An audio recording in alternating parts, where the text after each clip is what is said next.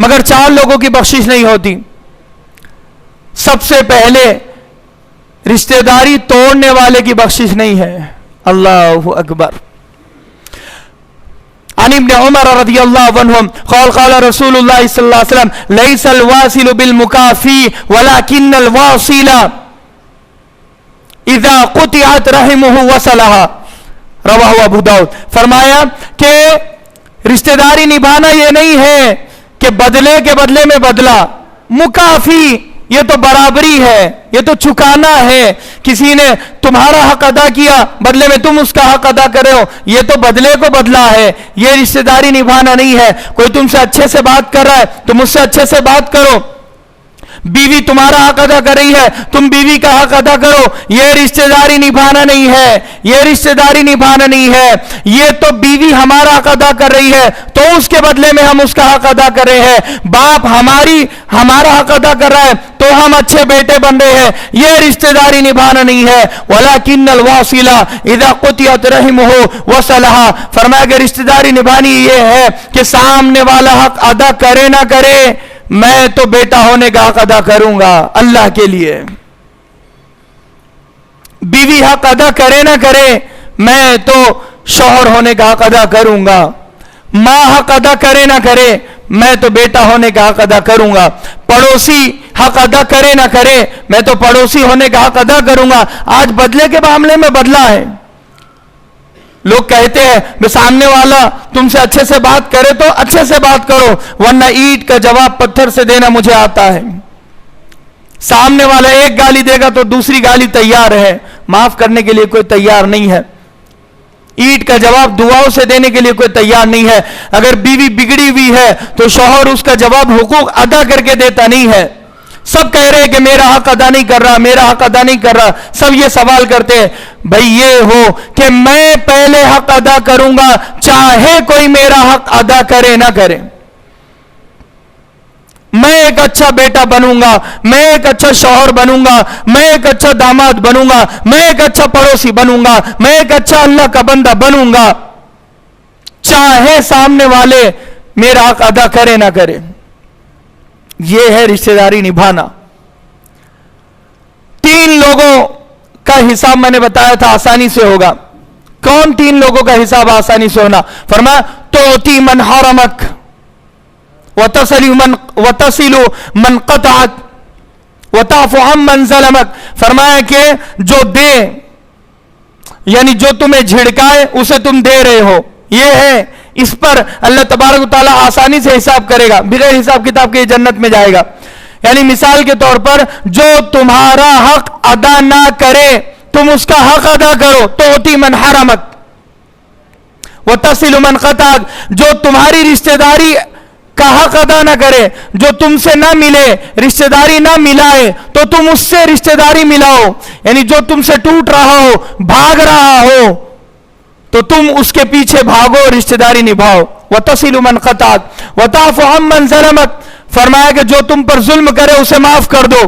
اگر بیوی ظالم بنی ہوئی ہے, شوہر ظالم بنا ہوا ہے, باپ ظالم بنا ہوا ہے, ماں ظالم بنی ہوئی ہے, پڑوسی ظالم بنے ہوئے ہیں, اگر کوئی ظالم بنا ہوا ہے معاف کر دو اسے اللہ کے لیے. ظلم کا بدلہ ظلم سے دینا عقل مندی نہیں ہے. ظلم کا بدلہ دعاؤں سے بھی دیا جا سکتا ہے. اگر ظلم کا بدلہ ظلم سے دینا عقل مندی ہوتی تو اللہ تبارک و تعالیٰ فتح مکہ, اللہ کے نبی صلی اللہ علیہ وسلم فتح مکہ کے موقع پر وحشی کو کبھی معاف نہ کرتے, صفوان بن امیہ کو کبھی معاف نہ کرتے جو ہتھیار کو سپلائی کیا کرتے تھے, ابو جہل کے بیٹے کو کبھی معاف نہ کرتے, کبھی معاف نہ کرتے. اللہ کے نبی نے معاف کیا ہے, ہمارے سامنے ماڈل اور نمونہ ہے, آئیڈیل ہے اللہ کے نبی صلی اللہ علیہ وسلم کی زندگی. تو یہ چھٹا بخشش کا بہانہ شب قدر, مگر رشتہ داری توڑنے والے کی بخشش اور مغفرت اس میں نہیں ہوتی ہے. ہر جمعہ کی شب اللہ کے نبی کے پاس اس امت کے اعمال پیش ہوتے ہیں. جمعرات کا دن ہے تو جمعرات کی رات یعنی جمعہ کی رات ہوتی ہے, وہ رات پہلے ہوتی ہے اور پھر دن بعد میں ہوتا ہے.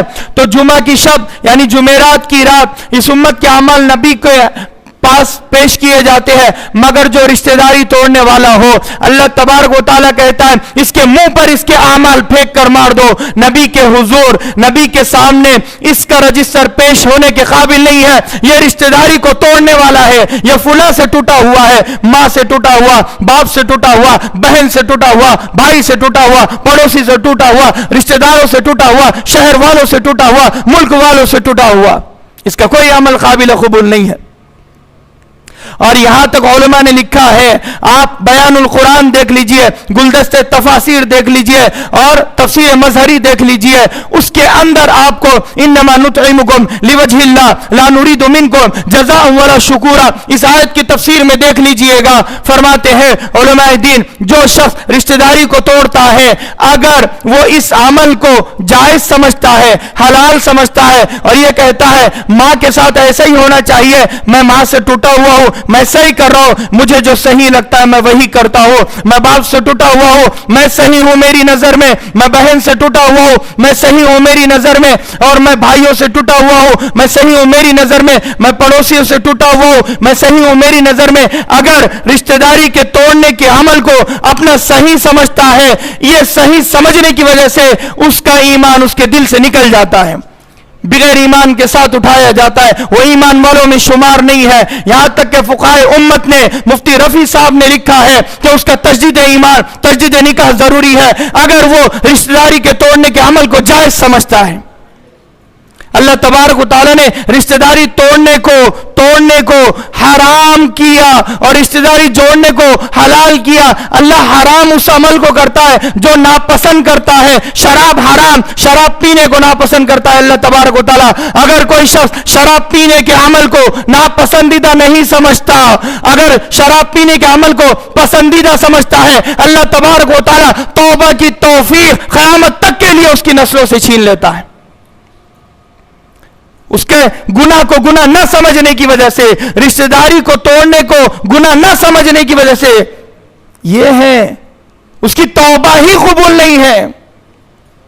चाहे शब कदर में, शब बारात में तौबा कर ले, क्योंकि रिश्तेदारी तोड़ने के अमल को अच्छा समझ रहा है, डिफेंड कर रहा है अपने अमल को, जस्टिफाई करना है अपने अमल को। और जो शख्स रिश्तेदारी तोड़ता है लेकिन अपने अमल को गुनाह समझता है, अपने आप को गलती पर समझता है, लापरवाही पर समझता है और यह समझता है हाँ अब्बा से मेरी बातचीत बंद है, मगर क्या करूं मेरी गलती है, मगर दिल तो चाह रहा है लेकिन क्या करूं लापरवाही है, कल बात कर लूंगा, परसों बात कर लूंगा, तरसों बात कर लूंगा। अगर ऐसा शख्स, उसके बाप का इंतकाल हो जाता है, अल्लाह तबारक व तआला फरमाता है उस अमल को गुनाह समझने की वजह से हम उसके बाप को उससे राजी कर देंगे। गुनाह को गुनाह समझा, अगर गुनाह को गुनाह नहीं समझोगे तो आखिरी स्टेप भी खत्म हो जाएगा, अब लौट कर कभी वापस नहीं आ सकते हो। अपने आप को कभी जस्टिफाई नहीं करना, कभी अपने आप को सही ना बताना।